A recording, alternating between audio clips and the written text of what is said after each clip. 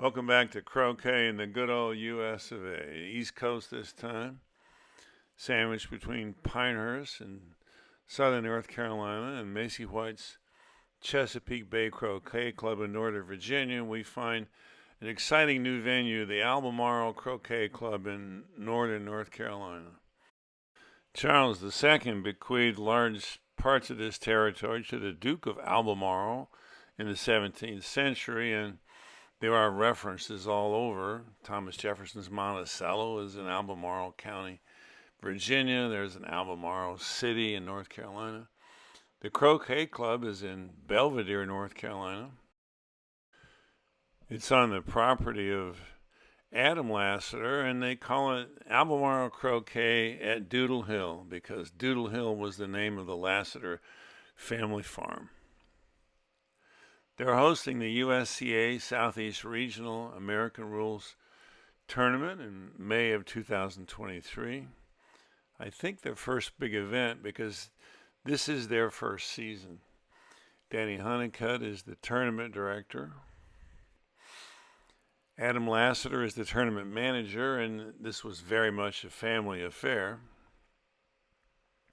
Brian Hovis does the video and drone work. And I want to thank specifically our generous sponsors, Chris Barley and Stuart Price. We are, of course, the official YouTube channel of the USCA, our primary sponsor. Check it out, sign up, and join us on the lawn. Just think how good you could get if you had that in your backyard. Not to mention the huge concentration of championship flight players that live in North Carolina. It is a lot of work.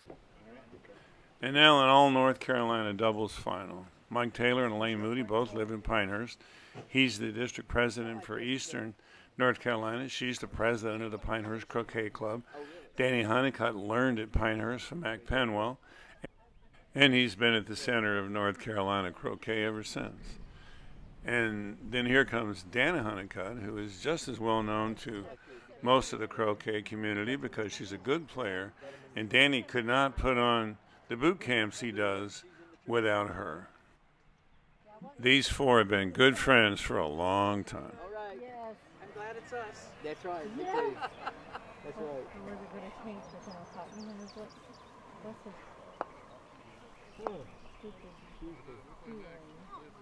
Mike Taylor's in the top 25 players of American rules in the U.S. His handicap is -2.5.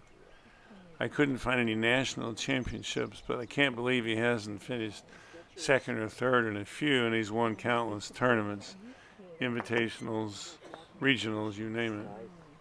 That's what I knew was walking on the person. Bill has I have 3 pairs.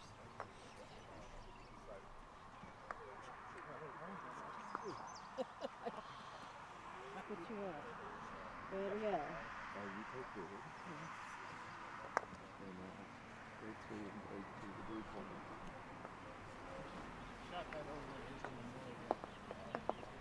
Danna Huneycutt has a 5 handicap.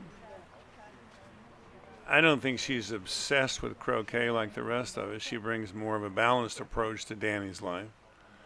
But she does have a croquet court in her backyard, and she has taken advantage of it, as you will see later in this game.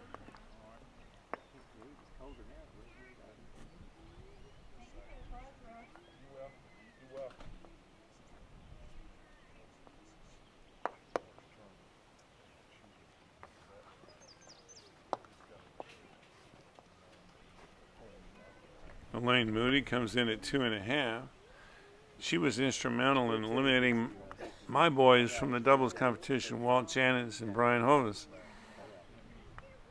I think Danny and Danna beat Adam and Randy Lassiter to get into the final. Brian Hovis, of course, is your videographer, and Walt and Sandy Janitz are my sparring partners on my lawn in Indianapolis. Danny Huneycutt playing yellow is a -3.5. We'll say more about him in the singles final where he'll be taking on Adam Lassiter.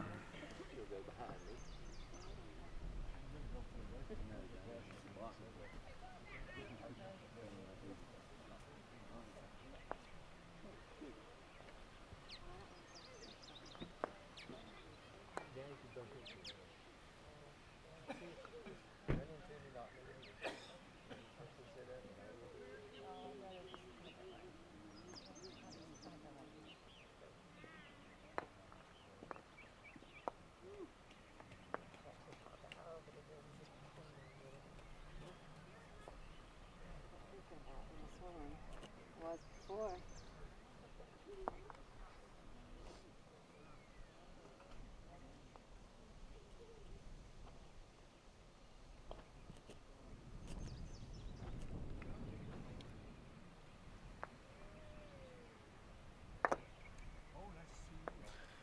There will be very little sitting around waiting for the other guy to make a mistake in this game.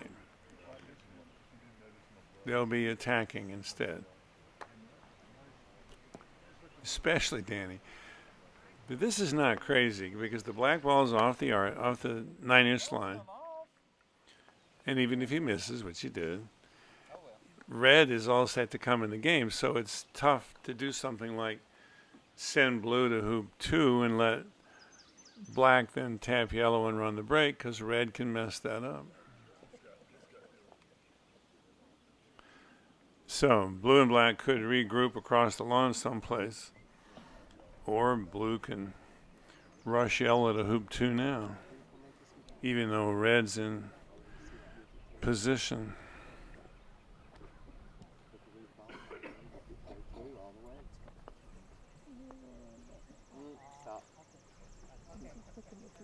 I know.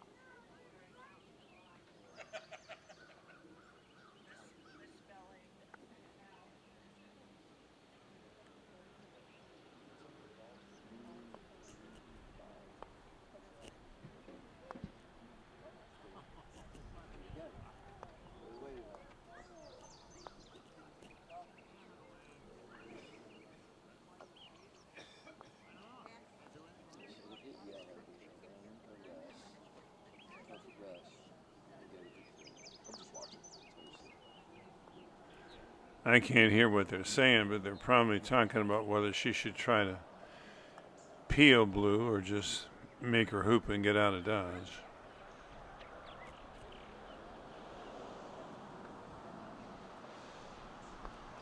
Don't get too good all the way down there. You have a back.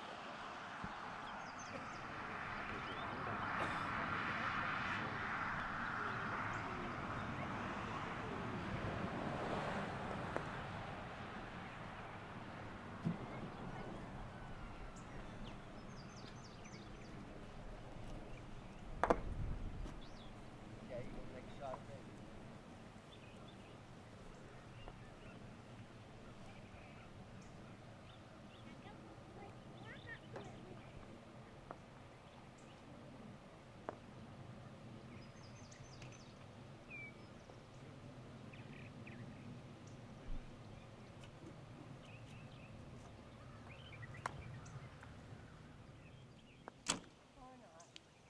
Mine curved that way too.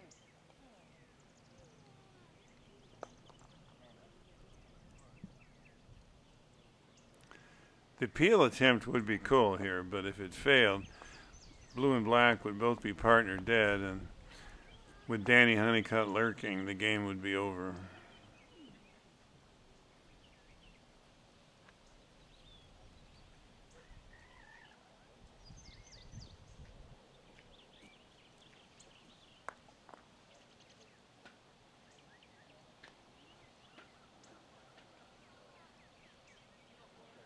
All right, they're going to try it.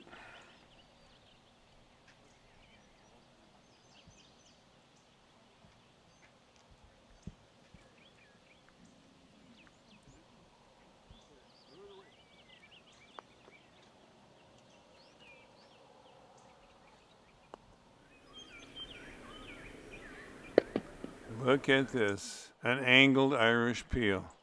That is not an easy shot. Now she's got to get both balls out of there. She could hit straight double tap on black and get them both out of bounds close to each other. She's going to do a more standard scatter shot, though, and unfortunately it leaves the striker ball on the lawn. She got blue off, so she gets no deadness, but that ball's got to sit there for 3 turns now, and it's going to be the basis for a break.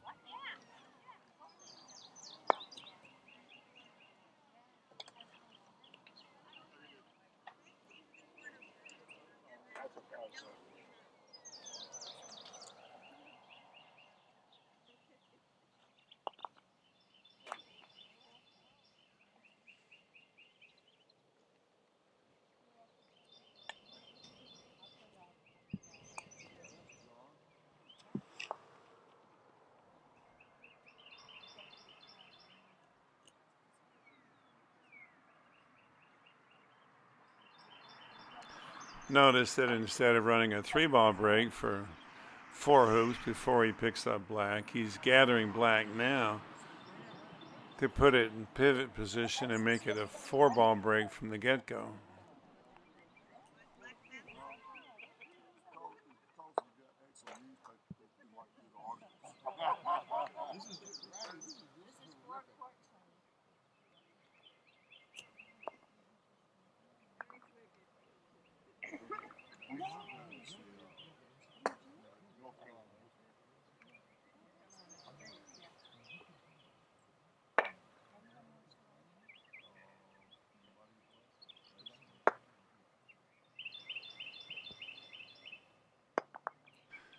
This next stroke is funny looking. I wonder, he's got a pinched nerve, and that may be bothering him. So what he was planning on is a break to the peg. Ends after 2 hoops.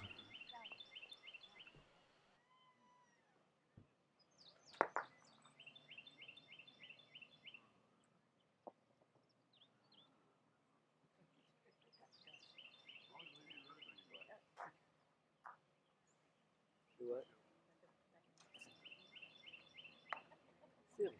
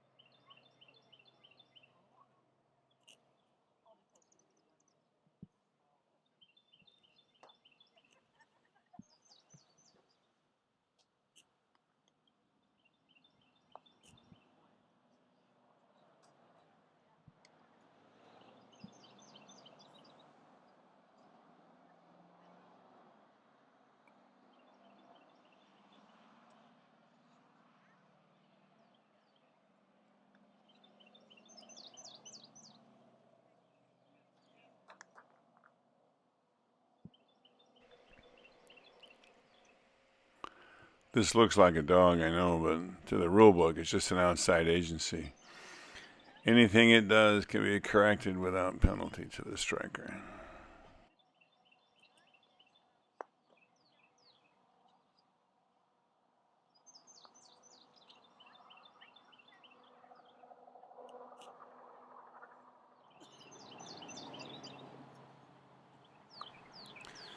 Here's the board they're using to make the decision.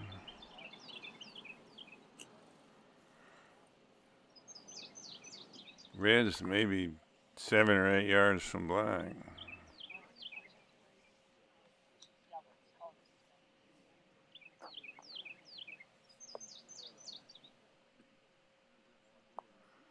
That's pretty cheeky.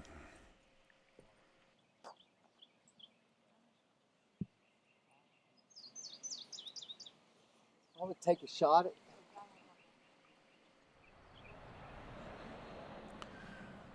Black is the shorter shot, but she's going to shoot it blue, so she has an easier time getting back to hoop 2 with black if she hits.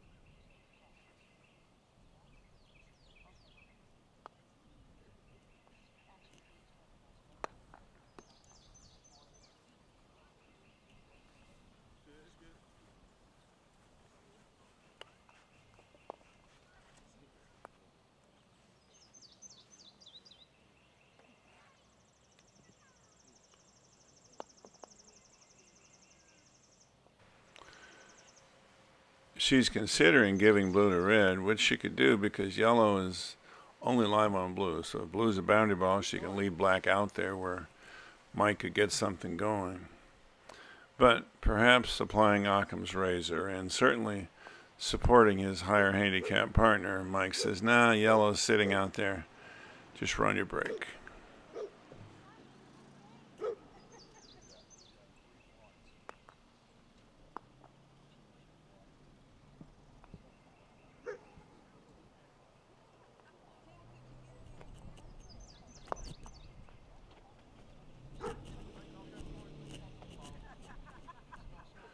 I've never had a chance to watch Elaine play on video before, but it would take her already considerable game to the next level if she would apply a little more discipline to this, the most important shot in croquet.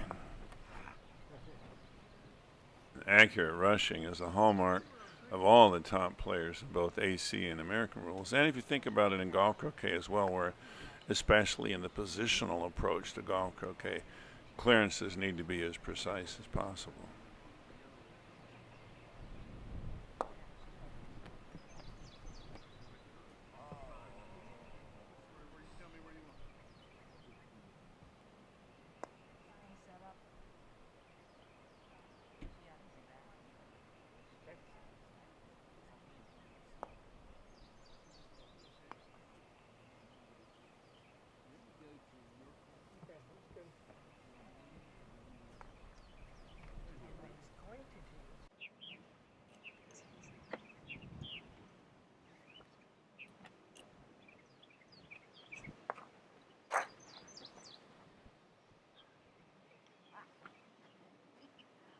I used to play the list.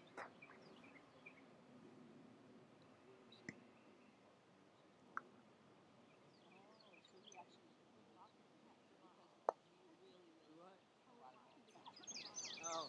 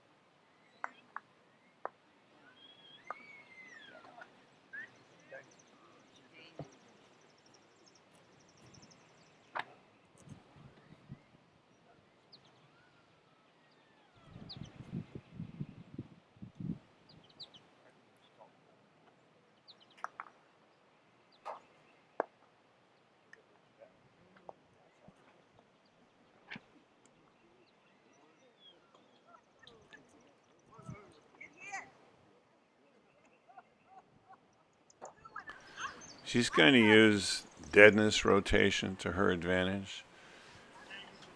Black is yellow's spent ball, and yellow would love to come get it, but yellow is partner dead. Therefore, black has deadness rotation and can be left out on the lawn in instances where she would ordinarily never do that. I don't know who coined the term deadness rotation, but it's prominent in the teachings of Teddy Prentice and Bob Kroger.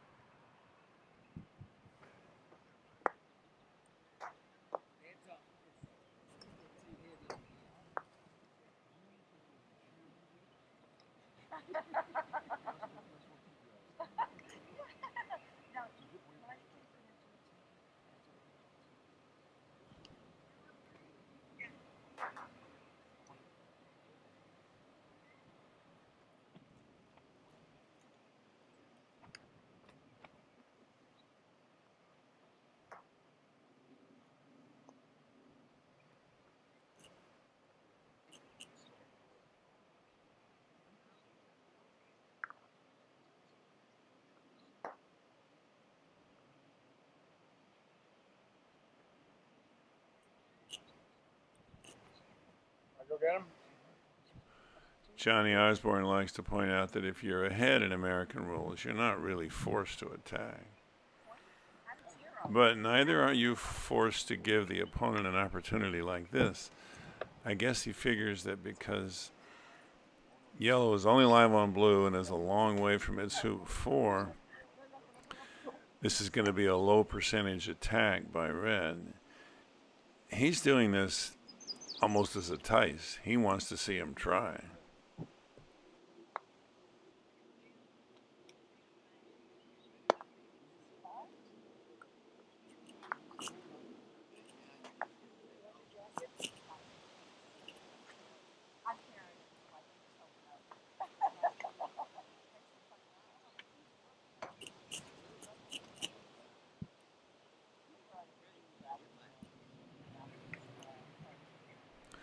So the goal is to rotate black, use that to get behind blue, rush it to yellow, and get clean at hoop 2.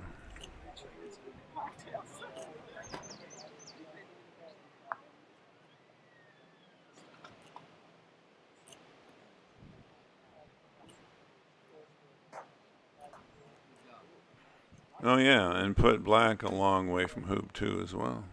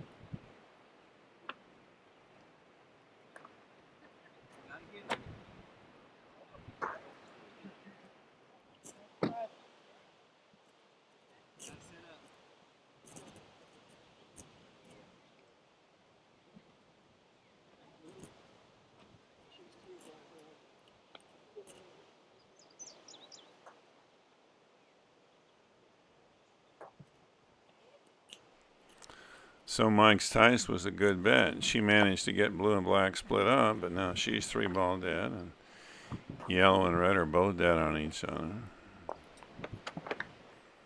And black can set up.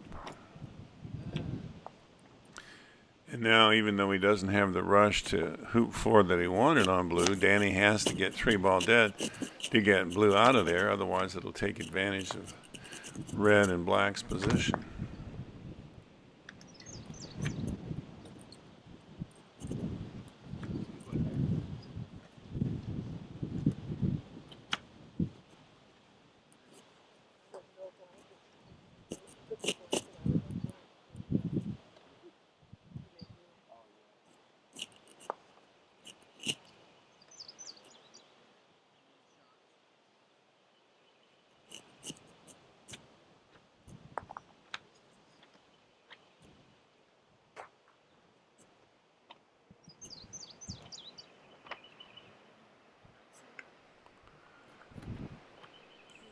That board would ordinarily suggest the game is over, but the saving graces for the Huneycutts are that there's a lot of time left, and blue and black are both for 6, which means pretty soon red and yellow will be getting 1-back clearances.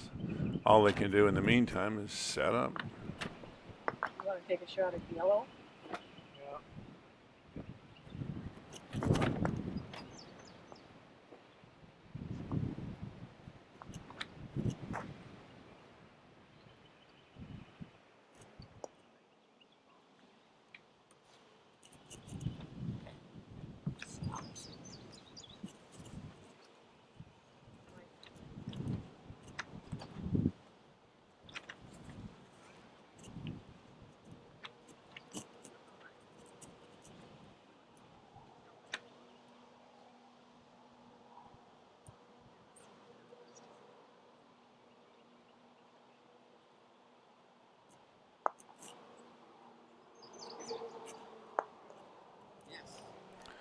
She's not waiting for any 1-back clearance.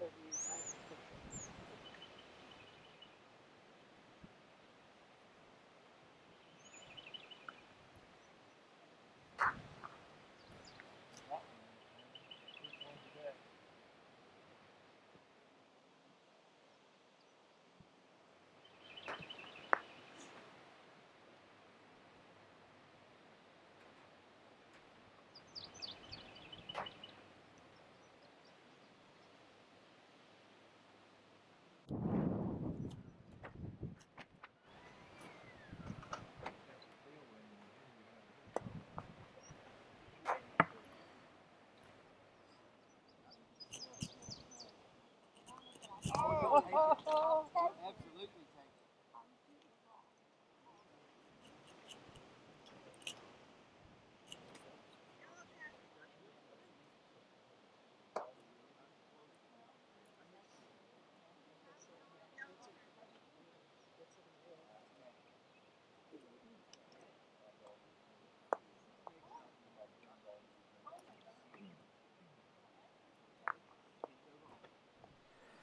I'm willing to bet he used the word priority here somewhere.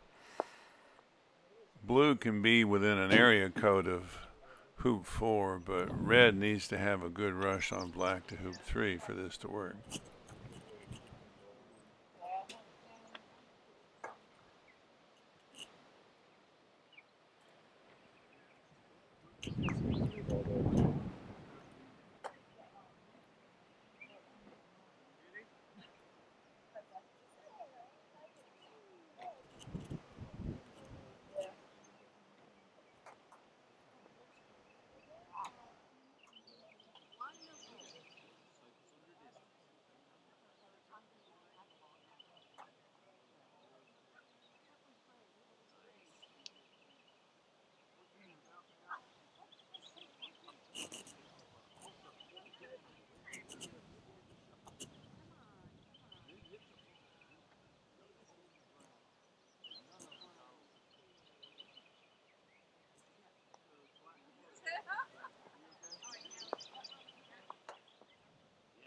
You know, it's Danna's play that's keeping them alive while Danny's 3-ball dead.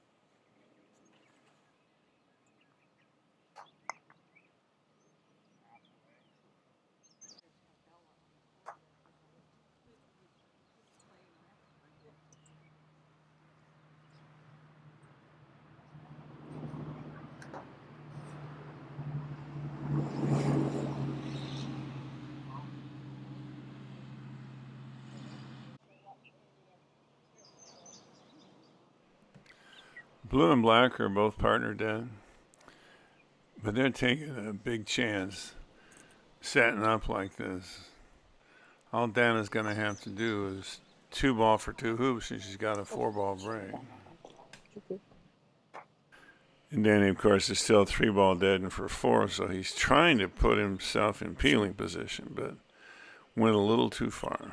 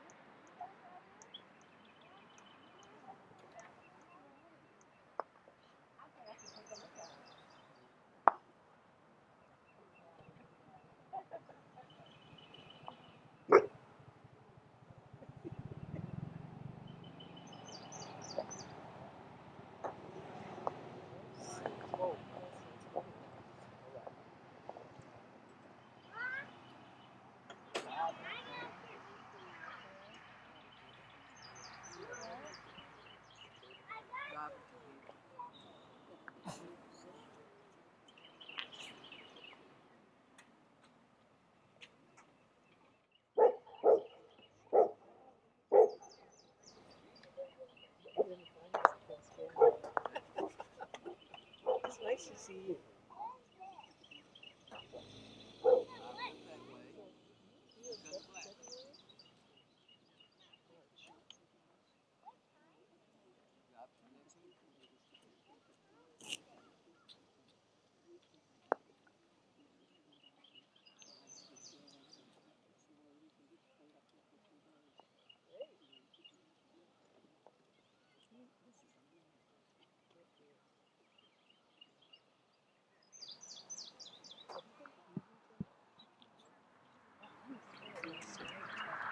So pretty.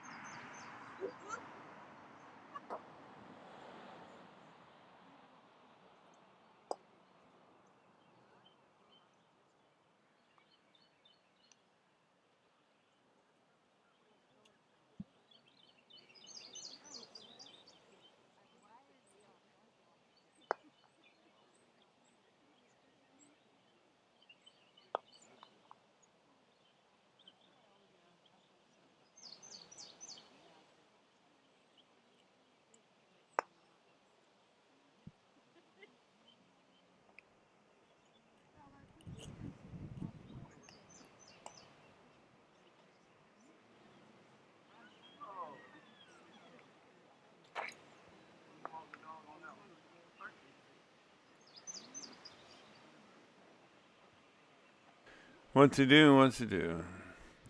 There's a good 30 minutes left, so they can't stall trying to keep Danny dead. They're going to have to make one back, and frankly, doing it now would make sense. Blue makes one back, Croquet's black, red is out there as a sort of pioneer for two back. And red and yellow are dead on each other, so I don't see why that shot wouldn't make sense. But they're going to set it up for Elaine. Maybe she's going to try to peel blue, maybe not. Stay tuned.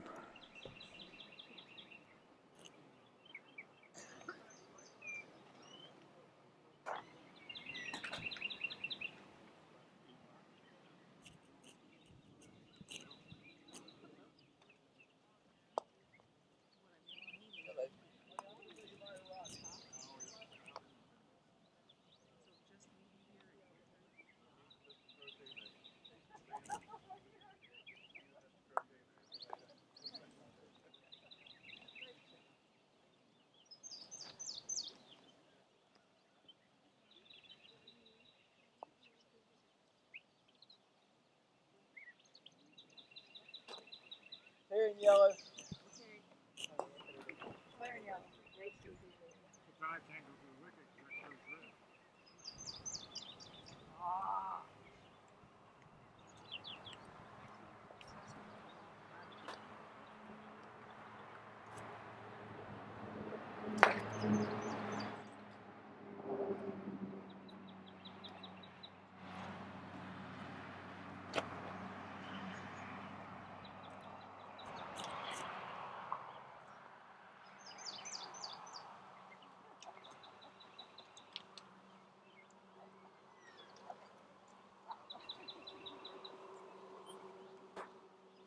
Clearing red.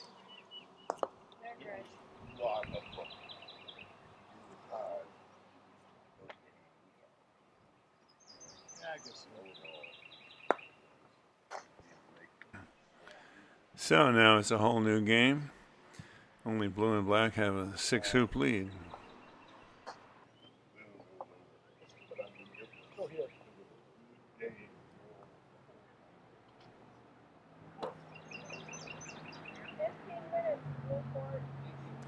I just realized that the courts are color-coded by the color of the boundary.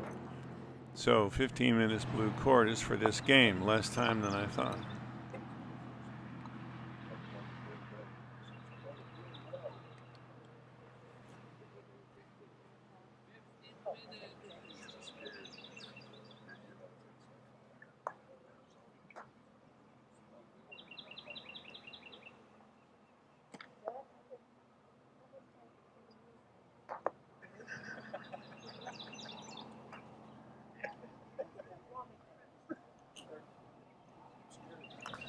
Some players would have two-balled to one back and then tried to pick up those balls on the boundary.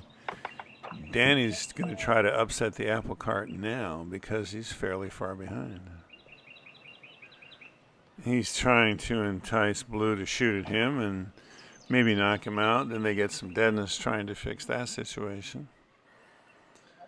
Or blue even gives black a rush to two back, and then yellow's in position to guard that shot.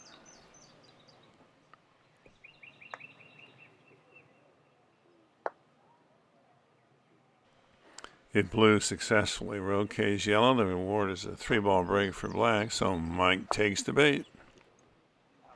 Danny celebrates ever so subtly with that right leg move. Go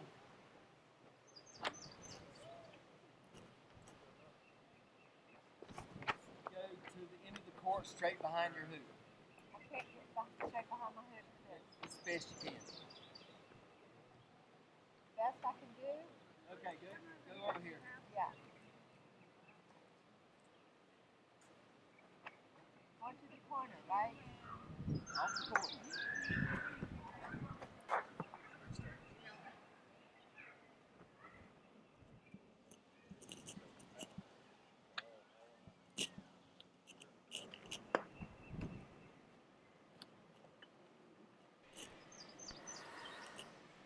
I can hear Becky Essex saying it now.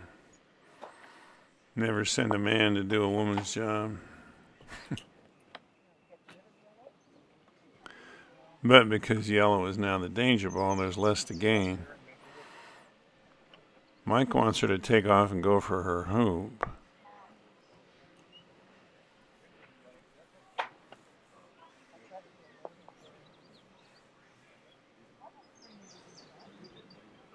She feels safer getting rid of yellow first.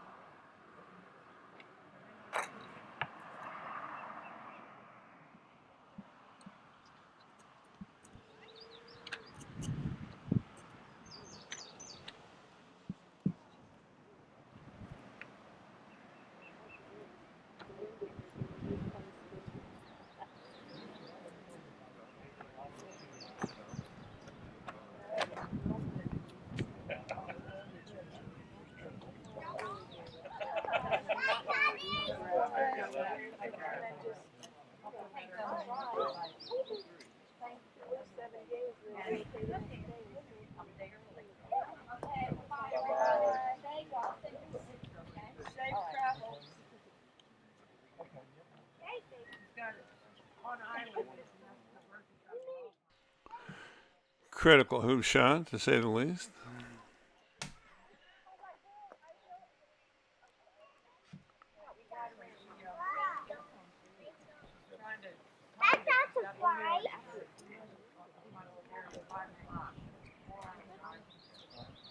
You might think that Mike's in pretty good shape here. He's got a lead. He's padding that lead with a nice little 2-ball break. But with red and yellow both clean, he has to end this at some point, either with an attack or get both balls off the lawn without excessive deadness. He's actually in a somewhat vulnerable position.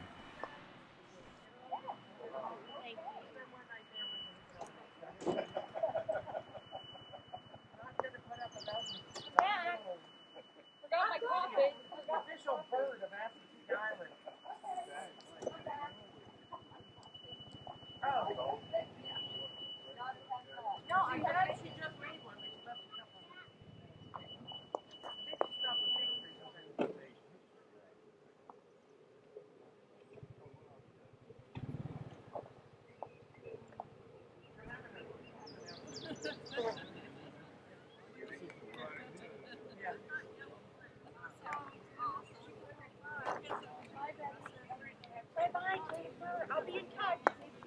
Thank you.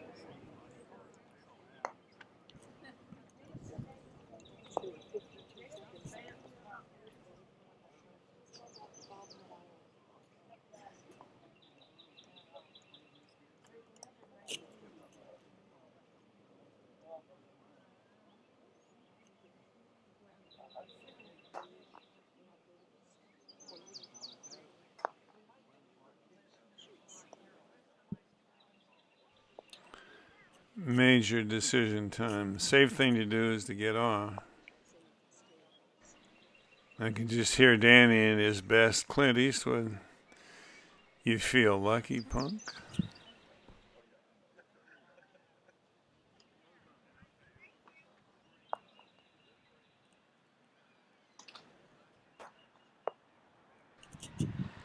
It's a bit of a truism, but for these guys, sometimes last mistake loses. Even without pegging out, Danna can make 7 hoops and Danny can make 8 on a break. So even though blue and black are up by 7, they do not feel safe.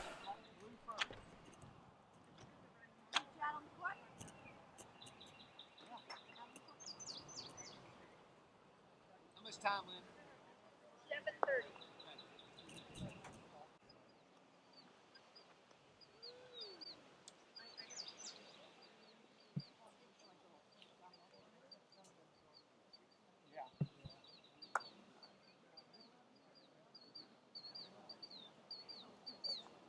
How much time do we have, Linda? 6:58. 6:58.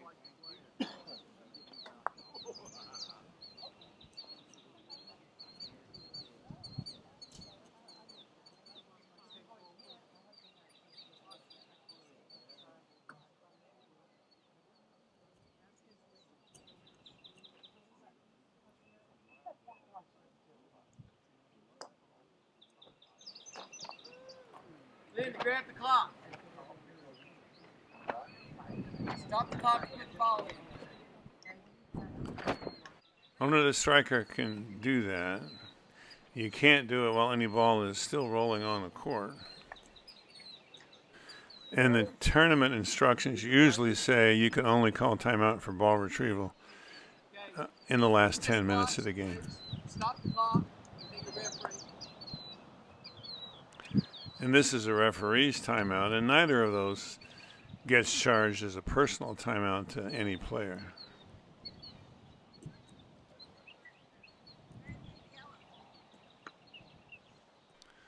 Mike has other choices here. He could just get out of bounds and force red and yellow to do 2-ball breaks to come pick him up, etc.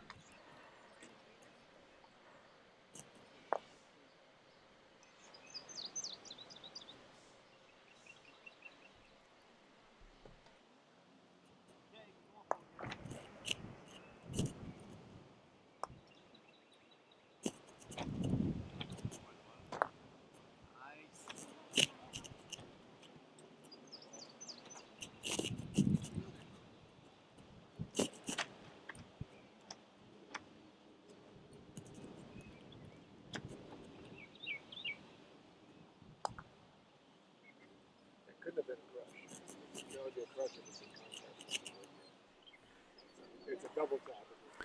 Why didn't she attack blue first?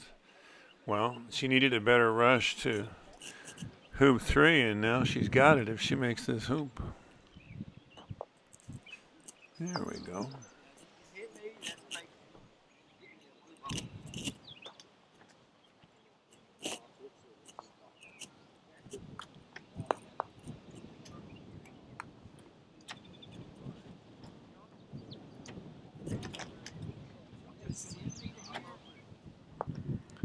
And yellow is for hoop 5.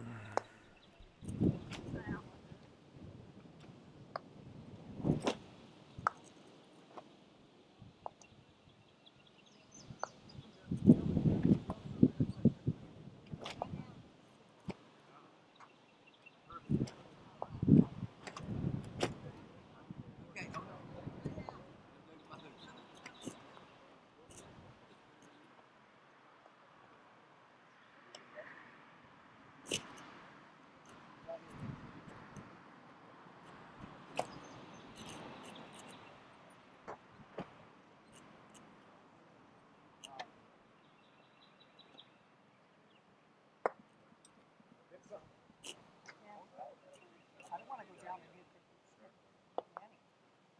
Well, Danny's shot's going to be trying to rush blue down.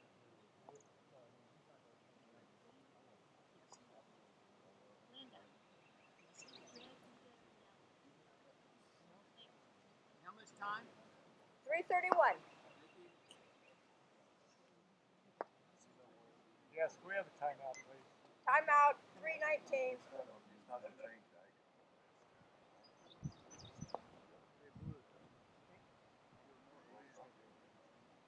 Okay, time out.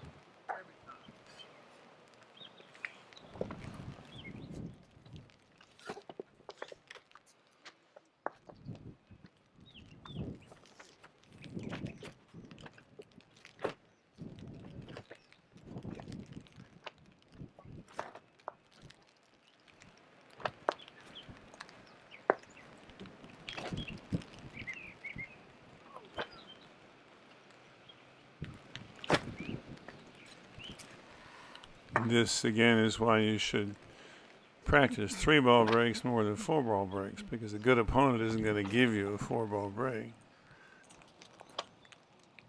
You'd have to run a 3-ball break for several hoops before you can pick up that 4th ball, which he doesn't really care about now because he knows it's going to take him 20 minutes to get to peg, assuming he does, and there's only 3 minutes left. So they'll be in last turns, and his job will be to keep them from making any more hoops, not setting a lead for Danna at the end.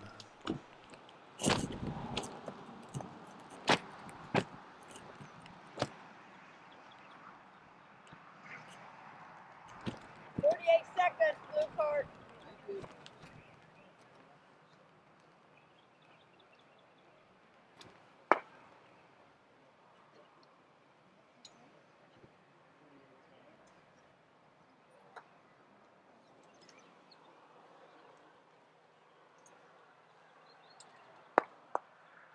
Timeout. I asked Danny why he called this timeout and the next one because he didn't really use the time much. He said it was just to make sure that he was thinking straight. He didn't want concern about the leave to get in the way of hoop shooting, etc. It's a pretty good lesson. You don't have to use the whole minute. Just call a timeout to gather yourself so you're not letting the big picture fog your performance on critical shots. Time out. 5 seconds.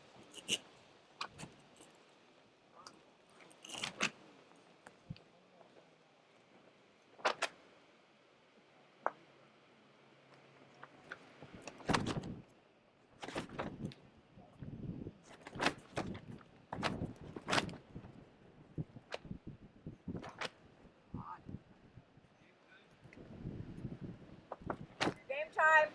Thank you.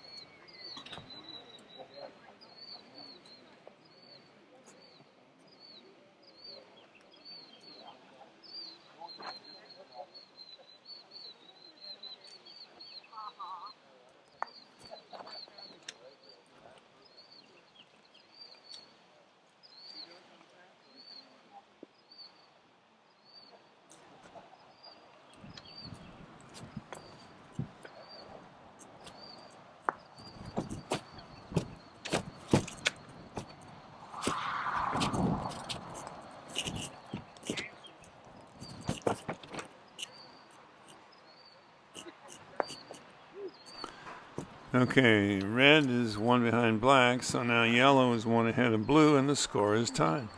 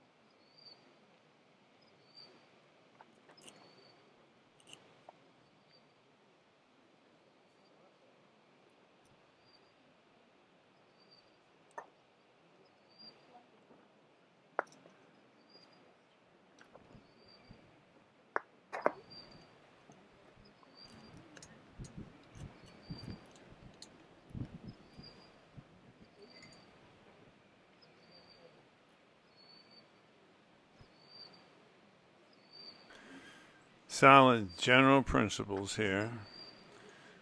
Put the danger ball as far away as possible.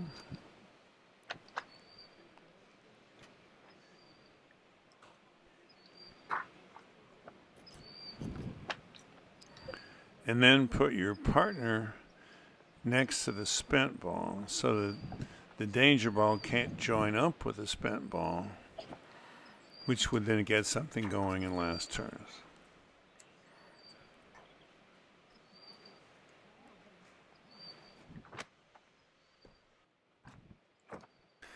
And the risk-free way to make sure both your balls are out of bounds in the right spot is to do a scatter shot.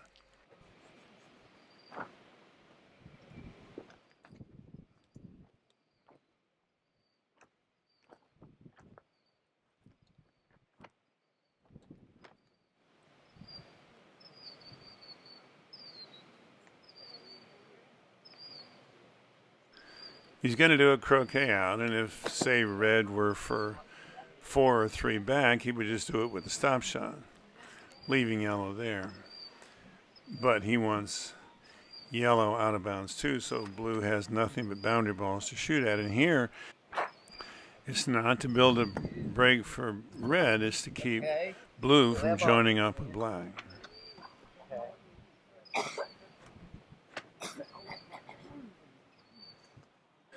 So yellow's first and last turns.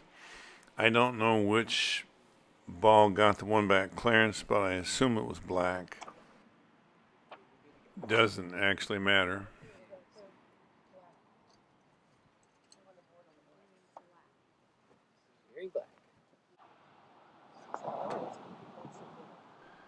So blue goes to black's hoop.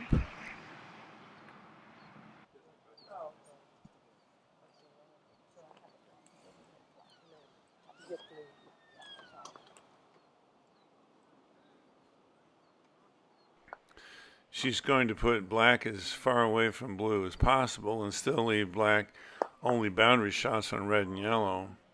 A very aggressive alternative would have been to do a roll shot and go move blue to the boundary. Because this way, if black hits blue, she only has to make 2 back and 3 back to tie. 4 back to win. It's not easy, but I'll bet she can do it.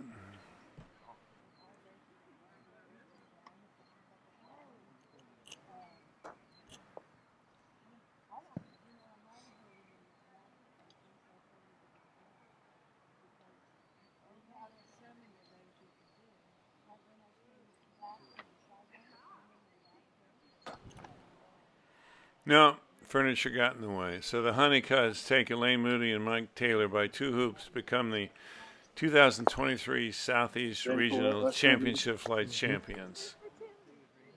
In chatting with Danny, I found out that he and Danna won another Southeast Regional maybe 10 years ago in doubles. I think she should be his doubles partner for all these tournaments. So give us a like, subscribe, hit that notification bell. Thanks again to our sponsors, Chris Barley and Stuart Price and the USCA. We still have the singles final coming up at the fabulous Albemarle Croquet at Doodle Hill.